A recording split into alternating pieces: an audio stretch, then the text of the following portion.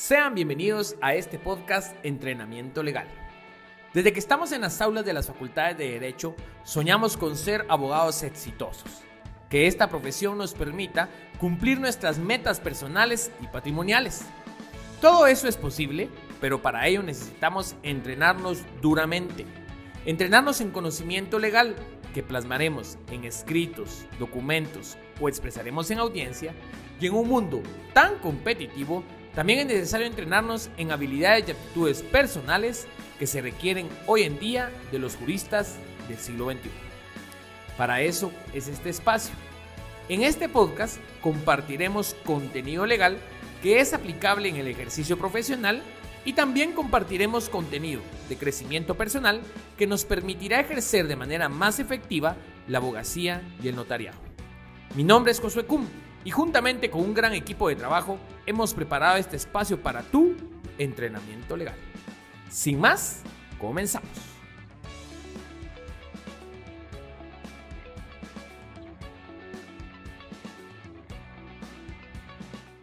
Sean todos bienvenidos una semana más a su podcast Entrenamiento Legal. El día de hoy estamos abordando nuestro capítulo número 37 y estamos en nuestra serie que se llama Caso Concreto. El día de hoy vamos a platicar sobre el capítulo que hemos denominado Preso en el extranjero, versión Guatemala. Y este es producto de algún compromiso que había hecho yo en los primeros episodios de este podcast, donde platicábamos de los 3 tipos de abogado. Si no ha escuchado ese episodio, le animo a que lo escuche, que lo busque a través de las distintas plataformas. Y yo ahí me había comprometido que si les interesaba saber más detalles del caso, que me pudieran comentar o más para yo hacer un capítulo futuro. Y el día de hoy le quiero agradecer a Helen C., que nos ponía, ¿verdad?, que le interesaba saber más y qué pasó al final. A nuestra amiga Patricia Ayala, que también nos ponía comentarios ahí. A Giselle Pérez. A nuestro alumno Luis Witz, que también me comentaba que qué había pasado y que podía compartir. Así que el día de hoy les quiero compartir un caso concreto que nos ocurrió en la realidad. Y comienzo un poco con la narración. Resulta que un día estábamos con mi esposa, ¿verdad? La que ahora es mi esposa, en aquel momento éramos novios, y yo estaba en mi primer año, un año exactamente va de ejercicio profesional. Yo me juramenté para la corte en febrero y un año después, en el otro febrero, mi esposa, mi novia, estaba recién graduada en aquel entonces, ambos abogados, ella llevaba un poco menos de ejercicio que yo.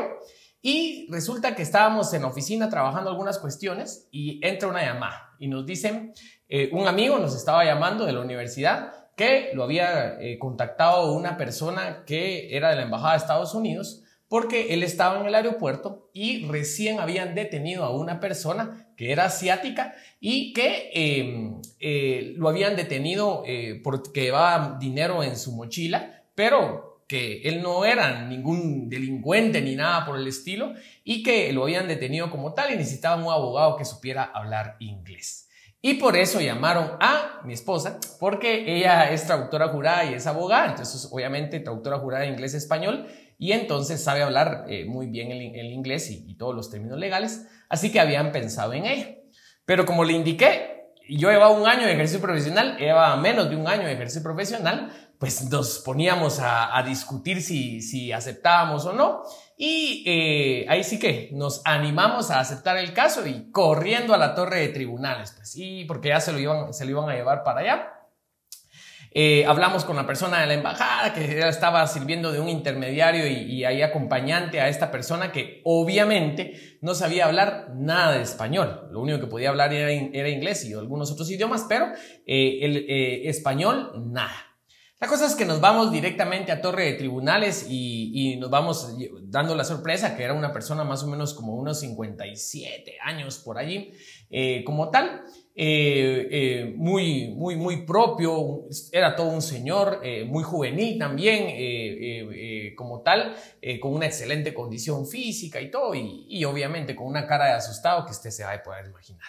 Y la cosa es de que viene y lo entrevistamos en ese preciso momento, todavía fuera del edificio de la torre de tribunales, bajándolo de la patrulla, y lo empecemos a poner y nos comenta el caso. Y el caso fue que él era una persona que se había jubilado Él trabajaba en China y se había jubilado como tal allí. Y con parte de ese dinero que tenía de su jubilación, decidió hacer un viaje alrededor del mundo. Y había pasado por Jamaica, por Cuba, por Hawái, por varios lugares de Estados Unidos. Y su destino era El Salvador. Resulta que en El Salvador no mucho le gustó y le recomendaron ir a Antigua Guatemala. Y entonces se vino a Antigua Guatemala y estuvo aquí en Antigua Guatemala. Y después de aquí iba a irse a Panamá porque ahí era su conexión a su siguiente parte del viaje alrededor del mundo, que era para Sudamérica, y después iba a Europa y después regresaba a su país de origen. Llevaba ya más o menos un mes de viaje como tal, el viaje de su vida. Y resulta que cuando venía de Antigua Guatemala para su viaje a Panamá, al aeropuerto, ¿verdad? No contempló el tráfico de la Roosevelt, ¿verdad? Y en este caso había muchísimo tráfico, iba a perder su vuelo, cosa que llegó muy a tiempo, agarra, empieza a llenar todos los formularios, viene y pasa por la revisión de mano de su equipaje de mano. Y cuando el agente de la Policía Nacional Civil abre su equipaje de mano, el montón de billetes. Pero montón de billetes.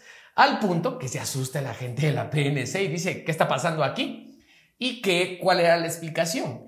Él, como había estado en varios lugares del mundo, tenía diversas divisas de distintos países. Tenía dólares jamaiquinos, tenía dólares de los Estados Unidos, tenía yenes porque pasó al inicio por China y pasó distintos lugares como tal, así que tenía muchas divisas. Algunas divisas tenía euros de varios valor, como pudiera ser, y algunas divisas que eran muchos billetes, pero con poco valor, porque así eran en sus países.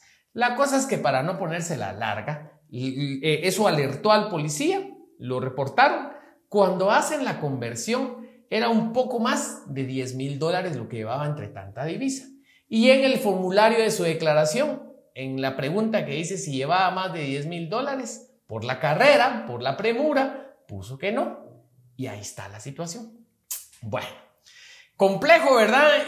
La situación, y entonces venimos, nos contó, veíamos en ese momento, nos presentamos al juzgado, pues nos pusimos a disposición ahí para que nos llamaran para la primera declaración, fuimos a hablar al MP y los del Ministerio Público, que falsedad ideológica, porque en documento público se había insertado información falsa y que falsedad ideológica y todo.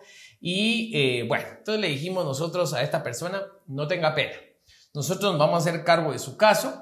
Ya hablamos en el Ministerio Público y el Ministerio Público va a imputar un delito que se llama falsedad ideológica, pero nosotros consideramos que no hay falsedad ideológica ahí porque no era un documento autorizado como tal y en su caso pues tal vez un perjurio, porque así decía el formulario, que uno tiene que decir la verdad y si no pues el delito de perjurio y todo. Y que vamos a intentar salir lo mejor librado. Vamos a pedir primero una falta de mérito por el delito que va a imputar el MP y en el peor de los casos lo ligan por perjurio.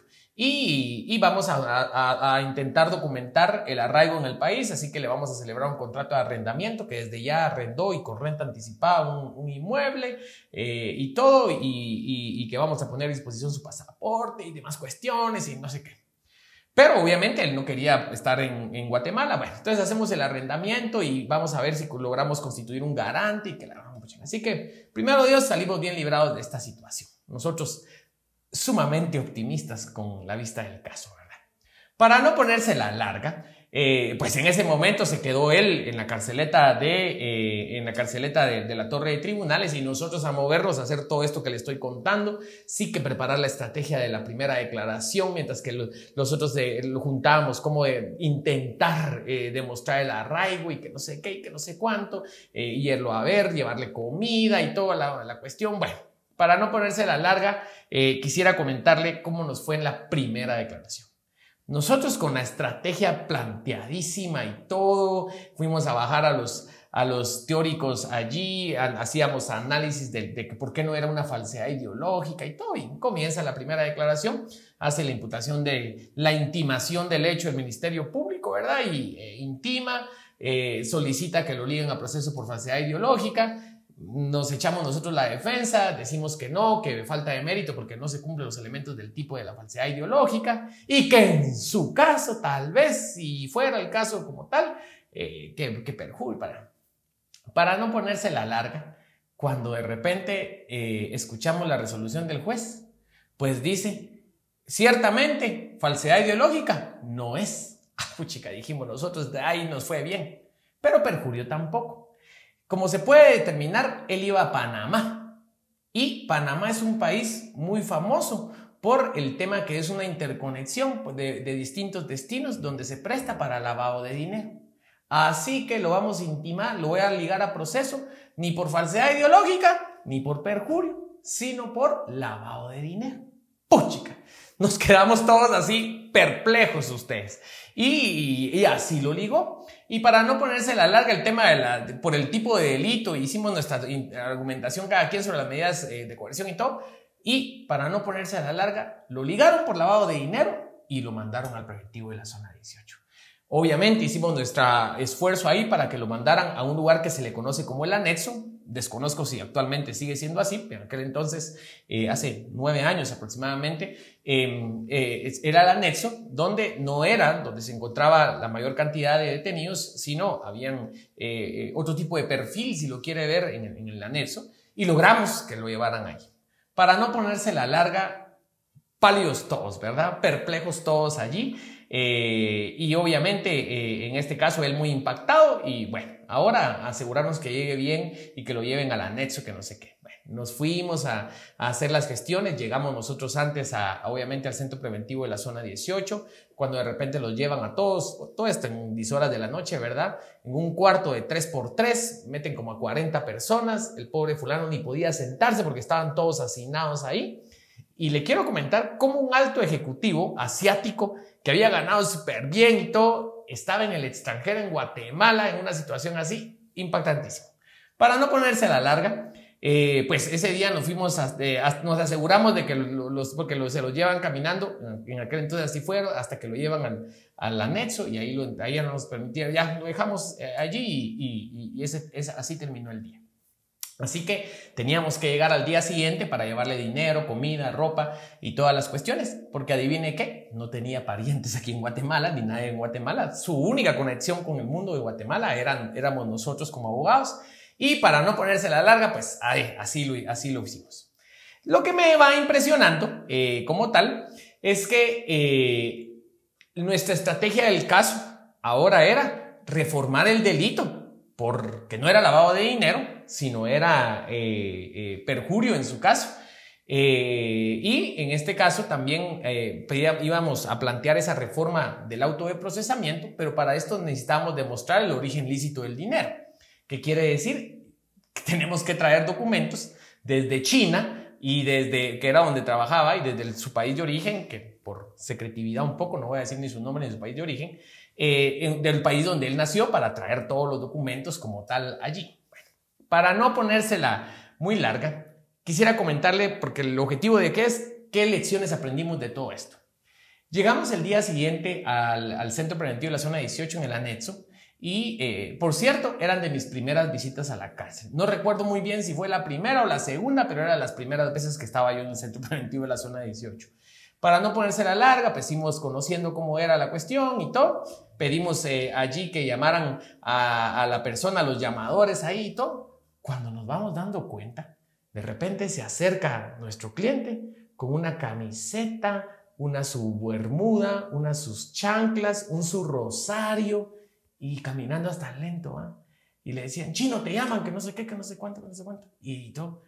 Para mí impresionante, porque como que ya estaba inmerso en el ambiente y todo. Y si bien es cierto, estaba impactado, estaba tranquilo, estaba muy pasmado y en ese, pues le platicamos y nos contó cómo estaba la cuestión y todo lo demás y que ¿cómo se llama esto? Que podíamos contactar a su hermana que estaba en su país de origen y todo lo demás. Le llevamos en ese caso un supermercado, algunos alimentos como tal, le llevamos dinero en efectivo y empezamos a platicar de los detalles del caso. Cuando le preguntamos de dónde salía la vestimenta, nos dice, no, el primer momento fue horrible, me pusieron ahí, me tuve que quedar en un hospital, pero en eso identifiqué a los líderes, me dice, identifiqué a los líderes. Y una vez identificados a los líderes, les dije que yo podía hacer masajes quiroprácticos. Y les ofrecí hacer masajes quiroprácticos. Y entonces fui haciéndole masajes quiroprácticos a cada uno y gané su confianza. Y entonces ahora ya tengo ahí, además estuve averiguando quién podía hablar inglés y conseguí un intérprete. Tengo un amigo que habla inglés aquí y entonces es intérprete. Y entonces, de momento estoy bien, pero necesitamos procurar esto, que esto salga rápido y todo. Nosotros así con mi novia, impresionados un poco de la situación, pero bueno, para no ponérsela larga, primera visita y habíamos pactado de llegar cada cierto tiempo con él.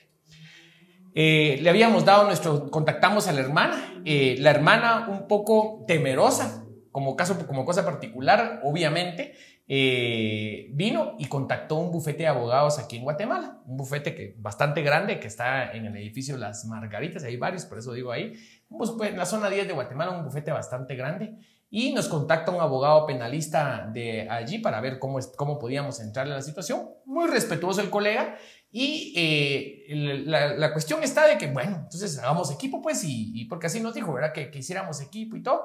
Pero como nosotros ya teníamos bien planteado, eso fue a los días, ya habíamos empezado a hacer, ya habíamos ido al Ministerio Público, ya habíamos tenido un acercamiento con el fiscal y todo el tema allí, ya habíamos pedido la serie de documentos que le habíamos pedido a la hermana y toda la cuestión. Para no ponérsela larga, nosotros fuimos dándole seguimiento y nuestra perspectiva en general era, uno, traer los documentos que acreditaran el origen de los fondos desde China para acá. Y desde el país de origen para acá. Recuerde acá que son documentos provenientes del extranjero. Y aquí le quiero intentar explicar los temas jurídicos. Esos son documentos como su estado y mi estado de cuenta. ¿Qué era necesario?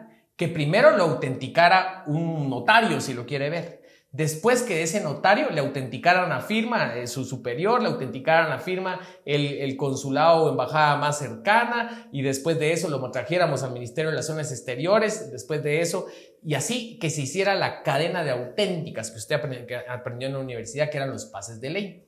Pero como eran dos lugares, no en los dos lugares habían embajada o consulado. ¿Qué se hace en ese caso? Se va al más cercano. Bueno, todo esto lo teníamos que nosotros tramitar como tal.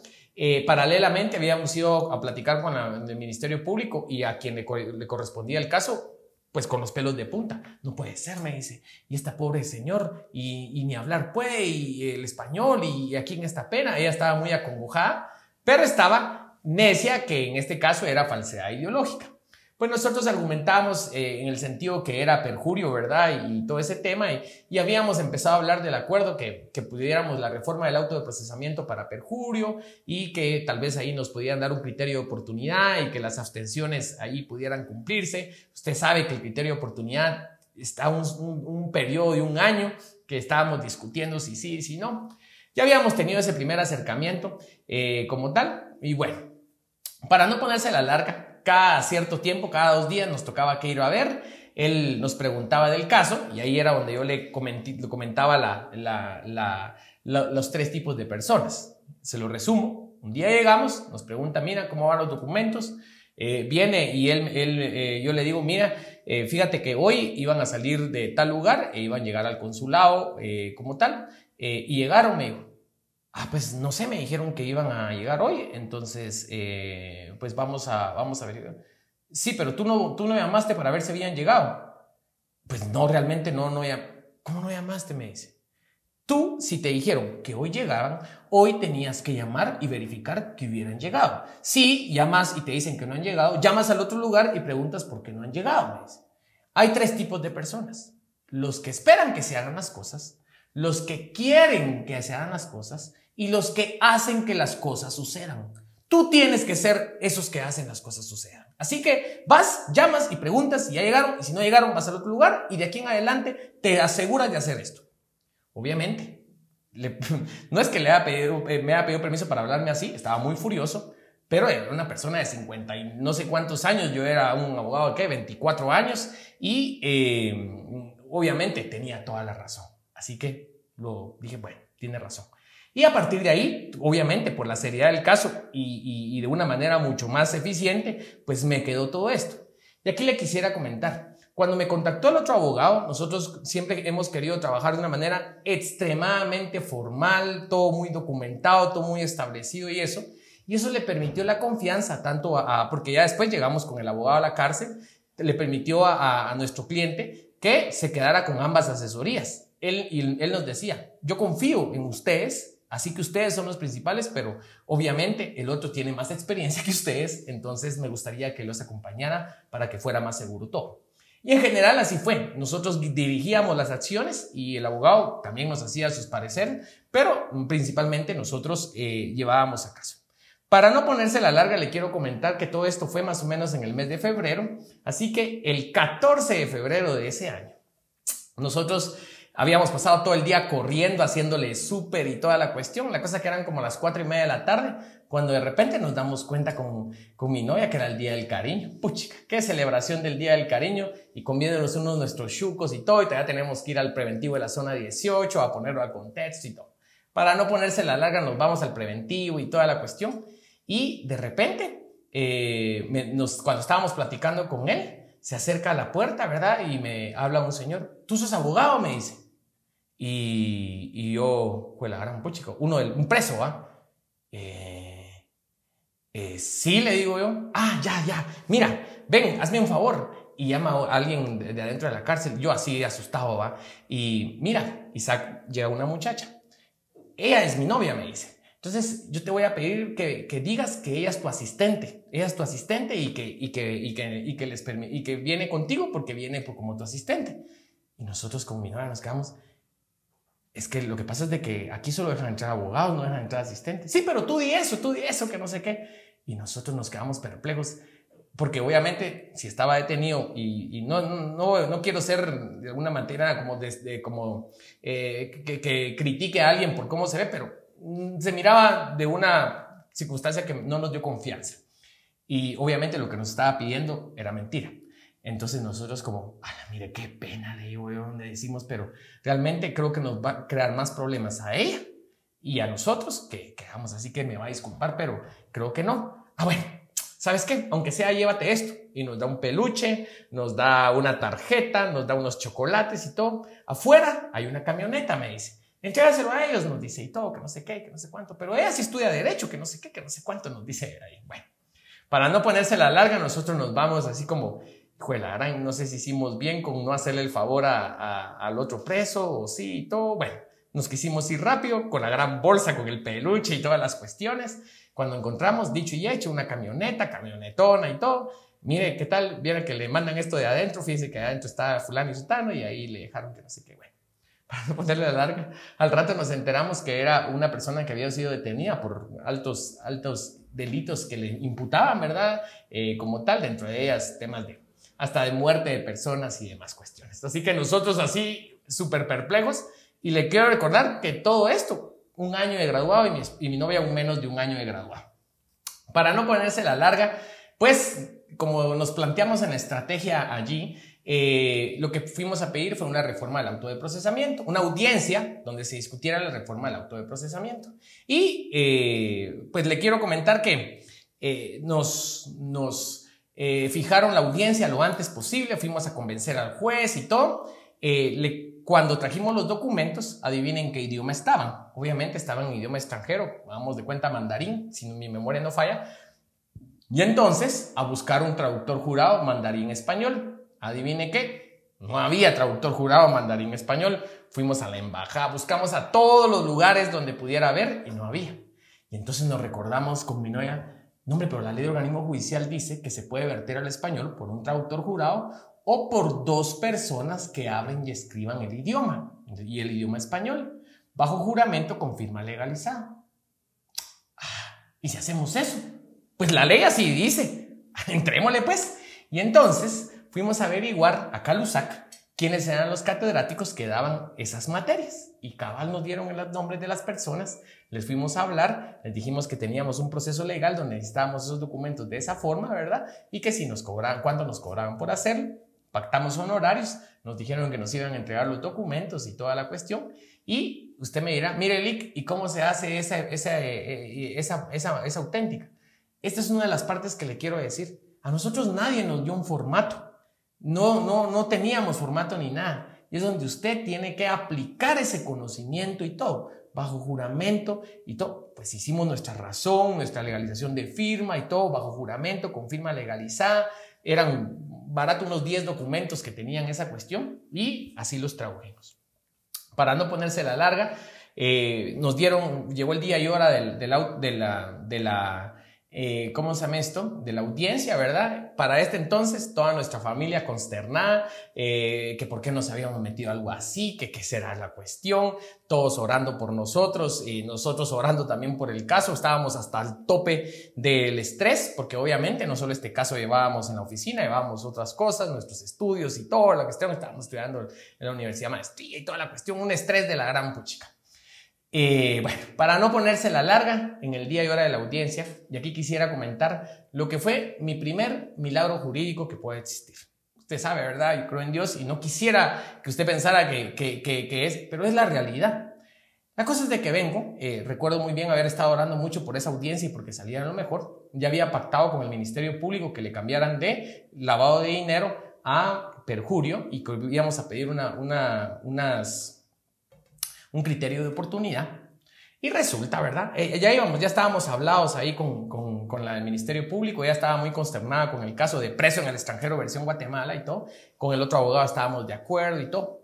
Para no ponerse la larga, vengo y comenzamos la audiencia y todo. Ahí se acuerda que como él no hablaba español, en este caso mi novia estaba sirviendo de intérprete, yo con el otro colega éramos abogados defensores y así lo hicimos, ¿verdad? Y hacemos el enunciado de nuestra alegación, el Ministerio Público se adhiere a la misma y el juez resuelve y nos dice con lugar ¿cómo se llama esto? Con lugar la reforma al auto de procesamiento al delito de perjurio.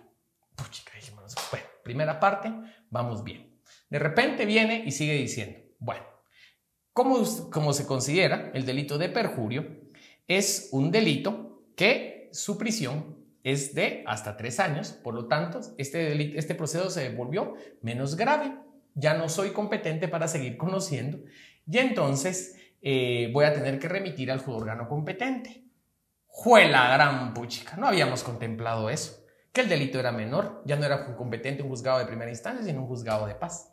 Y entonces el juez estaba argumentando que se iba a inhibir de conocer y le iba a remitir al órgano que era competente. Jurídicamente era lo que procedía. Y entonces nos quedamos perplejos todos. Para no ponerse a la larga, venimos y solicitamos un receso y empezamos a discutir la LMP, empezamos a discutir nosotros qué hacíamos en este caso, solo para que se dé cuenta que un juez dé un receso dentro de una audiencia de reforma. Jamás se mira eso. Para no ponerse la larga, nos llegó la discusión y dijimos, miren, ¿por qué no pedimos que, en base al artículo 276, que regula lo siguiente del Código Procesal Penal, el auto que imponga una medida de coerción o la rechace es revocable o reformable aún de oficio? ¿Por qué no le pedimos al juez que revoque el auto de procesamiento y que revoque en sí las medidas de coerción? Atención, revoque el auto de procesamiento y el auto de medidas de coerción. Le quiero comentar, normalmente aquí la ley regula sobre la revocación de las medidas de coerción, no el auto de procesamiento. Para no ponerse a la larga, ya no teníamos nada que perder y llegamos al acuerdo, como estábamos las ambas partes de acuerdo con esto, dijimos, bueno, y ampliamos la petición. Previo a continuar la audiencia, se le solicita que prorrogue la competencia del honorable juzgador en base a la celeridad procesal, que la gran pucha, que no sé qué, y entonces se solicita que revoque el auto de procesamiento y revoque las medidas de coerción. Petición que le voy a decir, a ciencia cierta yo sabía que no era legalmente procedente, pero ya no teníamos nada que perder y queríamos sacarlo cuanto antes. Para no ponerse la larga, el juez nos accede a la petición y revocó el auto de procesamiento. Así que, ¿cómo terminó este caso? Terminó esta persona extranjera sin proceso en Guatemala, sin medida de coerción, completamente libre y todo como un pésimo recuerdo en su vida seguramente. ¿Por qué? Porque había dictado un auto de procesamiento y lo revocaron y quedó todo sin efecto, sin ningún criterio, sin ninguna nada como tal. ¿Y por qué le digo yo esto? Porque yo jurídicamente sabía que esto no era algo legalmente viable y por eso le amo. Para mí esto solo fue el producto de la amplia oración que tuvimos y cómo Dios puede influir incluso en las personas que toman las decisiones. Y por si usted tiene duda de esto, le quiero comentar que he buscado en jurisprudencia otro caso similar. y en la sentencia de la Corte de Constitucionalidad en el expediente 714-2015 se promovió una apelación de amparo porque en el 8 de mayo de 2014 el juez segundo de primera instancia penal, narcoactividad y delitos contra el ambiente del departamento de Chiquimula revocó auto de procesamiento y medidas de coerción a los sindicados fulano y sutano. Es decir, hizo absolutamente lo mismo que me pasó en mi caso. Pero en aquel entonces el MP no estuvo de acuerdo y presentó las impugnaciones necesarias hasta llegar a apelación de amparo, y le quiero comentar que la CC interpreta lo siguiente. En su parte resolutiva, en congruencia con lo anteriormente relacionado, este tribunal estima que la autoridad denunciada, al emitir la decisión que constituye el acto reclamado, actuó arbitrariamente, puesto que decidió acceder a la solicitud formulada por los sindicados en relación a revocar los autos de procesamiento y medidas de coerción dictadas en su contra sin estar facultado para ello, pues la norma antes aludida regula únicamente que puede reformarse el auto de procesamiento y no revocarse. Es decir, el juzgador varió las formas del proceso. Por si usted dice que la revocación del auto de procesamiento es una petición viable, ya le estoy diciendo que no es una petición viable. Así que nuestra conclusión fue un milagro jurídico. Saliendo de ahí nos pusimos a orar, darle gracias a Dios, porque nuestro cliente había salido aún mejor de lo que nosotros habíamos planteado en estrategia, que era otro delito menor y con criterio de oportunidad. Él salió sin ningún proceso en Guatemala. Así que esta fue la forma en cómo terminó el caso. Y entonces, ¿qué aprendizaje tenemos de esto? Uno, ahí sí que, como dicen, sin miedo al éxito. Yo le soy sincero, creo que a veces nos es atrevernos a poder aceptar algunos casos. Ya le decía en capítulos anteriores que siempre hay que discernirlo, pero siempre va a haber una primera vez para cada caso que vamos a llevar. Y si no tenemos esa, voy a decir, confianza en lo que estudiamos, en lo que investigamos y en nuestra capacidad y ganas como abogados y notarios, no nos vamos a animar. En aquel entonces creo que ahí sí que la ignorancia es imprudente, y creo que en aquel momento no habíamos, voy a decir, valorado la magnitud del caso que para nosotros era recién graduados, pero Dios nos llevó hasta donde nos llevó y todo salió muy bien. Así que le digo, mire, el miedo se quita ejerciendo. La experiencia se gana ejerciendo. Y yo le digo, anímese. Eso sí, si se mete un caso, métase con todo. Y si para ganar o resolver ese caso que se está metiendo es necesario desvelarse, es necesario, a usted le están pagando una nada, pero si ya se comprometió, aunque no le salga el negocio, es su responsabilidad, su experiencia y su conocimiento el que está en juego. Así que, uno, no tenga miedo, y dos, a estudiar y a entrarle con todo a los casos. Y aquí sí le digo, es parte de la etapa de recién graduado. La etapa de recién graduado es verdaderamente el picar piedra y hacernos de experiencias y conocimientos que nos van colocando como mejor profesional. Así que uno, no le tenga miedo a aceptar casos, eso sí. Dos, fe en la ley y en lo que se estudia. Ya le cuento que para nosotros todo esto, no va a creer que era mi caso número 25, 30, 50 penal que llevaba. Llevaba tan solo un año de ejercicio profesional. Había tenido bendición de litigar varias cosas penales porque era abogado de oficio de la defensa pública, como le he comentado en algún episodio, pero defendiendo a sindicados no teníamos muchísima experiencia. Lo que sí es que cuando estudié para mis privados, y para este caso en concreto, me comí todos los libros, todas las leyes, todos los teóricos, todo lo que podía, todas mis energías. No dormía por meterme a esto, así que le animo de que tenga fe en lo que estudia, en lo que ve, en lo que establezca, y me comprometo con el 2, fe en la ley y en lo que estudia. No de todo va a encontrar un machote, no de todo va a encontrar alguien que le dé experiencia. Por eso hemos creado todo esto, por eso es que existe Afán, por eso es que existe Ética, por eso es que existe este podcast, porque sabemos que hemos buscado y no hemos encontrado nada. Hoy usted en Afán tiene, en el canal de YouTube de Afán tiene casi 100 videos como tal. Hoy tenemos 37 capítulos donde estamos compartiendo, porque lo que queremos es que no les pase a ustedes lo que nos pasó a nosotros, que es no encontrar de dónde, no saber cómo es una cosa distinta. Y entonces, 2, tenga fe en lo que estudia e investigue como loco. 3, absolutamente formal para trabajar y genere confianza. Usted como abogado tiene que ser totalmente formal. Que su sí sea sí, que su no sea no. El dinero se hace cuenta centavo por centavo. Y si no puede acreditar algo, o al menos esa es mi cuestión, si yo no puedo, me pasó algo y no puedo, a veces prefiero ponerlo en mi bolsa a que se vaya a dudar de mi veracidad. Porque para mí es absolutamente formal, totalmente formal y totalmente veraz. Y aquí le comento que para nosotros esto fue una gran alegría, porque nuestro cliente, cuando ya contactó al abogado que tenía vastos años de ejercicio profesional y trabajaba por un bufete con toda una estructura, decidió quedarse con nosotros. A pesar de ser unos patojos de 24 años sin experiencia, porque nos preguntaba hace cuánto nos habíamos graduado y todo. A pesar de eso, se quedó con nosotros y nos decía que era porque él veía en nosotros esa formalidad y esa gana de sacar al caso y dejarlo a él bien parado. Así que acuérdese que su cliente tiene que estar seguro que tiene abogado y esa seguridad solo se la va a poder dar usted con su formalidad, con su confianza y con su estudio como tal. 3, absolutamente formal para trabajar y genere confianza. 4, necesitamos mejorar en nuestros hábitos como sociedad.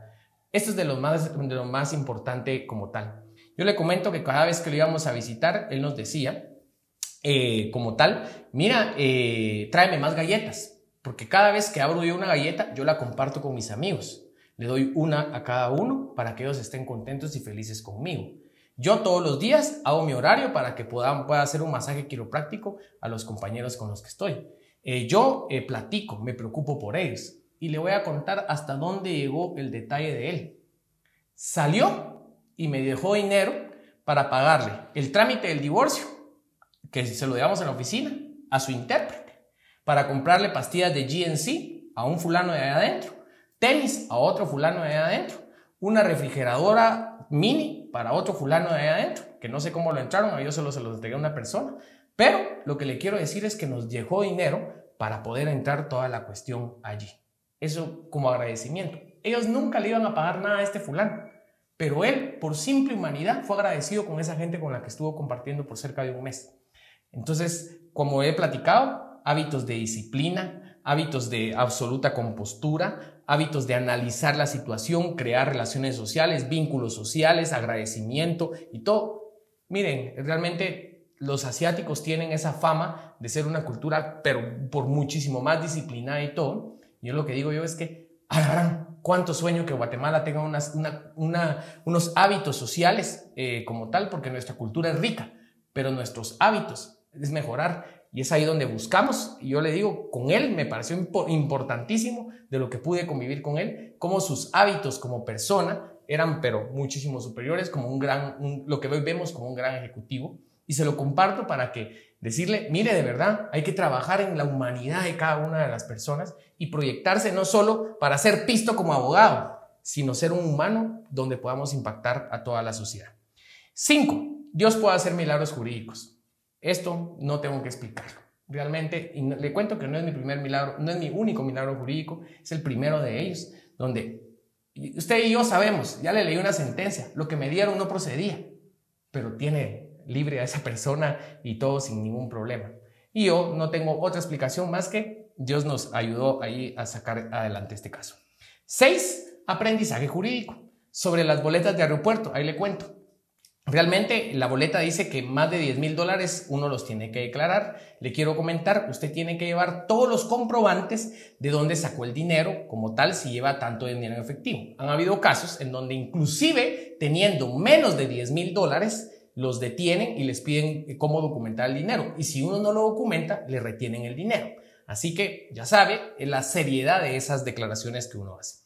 2, los pases de ley. Hoy por hoy ya tenemos la apostilla y tenemos algunos episodios donde se desarrolla más de esto. Lo que le quiero decir aquí es tenga fe en la ley. En aquel entonces para nosotros solo habíamos leído que eso se podía hacer, confiamos, redactamos lo que decía la ley y nos funcionó perfectamente. La procuración y el seguimiento de un caso es claro. Nosotros nos vertimos en gran medida en nuestra oficina profesional a este caso durante un mes y en un mes salió todo como tal. Obviamente tenía particularidades muy especiales este caso, pero ahí tuvo. Y pues lo último también es importante para mí decirle, y por eso le he citado la sentencia de la CC 714-2015, donde le comento, el auto de procesamiento solo se puede reformar, no se puede revocar en la forma que nos ocurrió en este caso.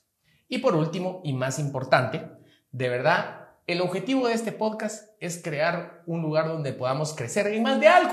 Y espero que esta historia le haya causado más de algún crecimiento.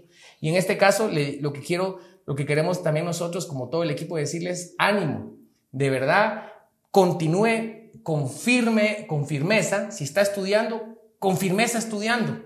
Si ya está en esos primeros años de ejercicio profesional, o en los segundos o en los terceros, porque la carrera es difícil, no se dé por vencido. De verdad es una excelente profesión y en la medida que nosotros sigamos en este proceso, vamos a darnos cuenta que van a darse los frutos. Cuando menos sintamos, tenemos frutos.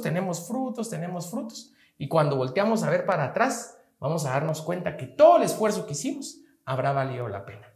Hable con abogados prósperos que llevan varios años y le prometo que ellos le van a decir que valió la pena todo su esfuerzo.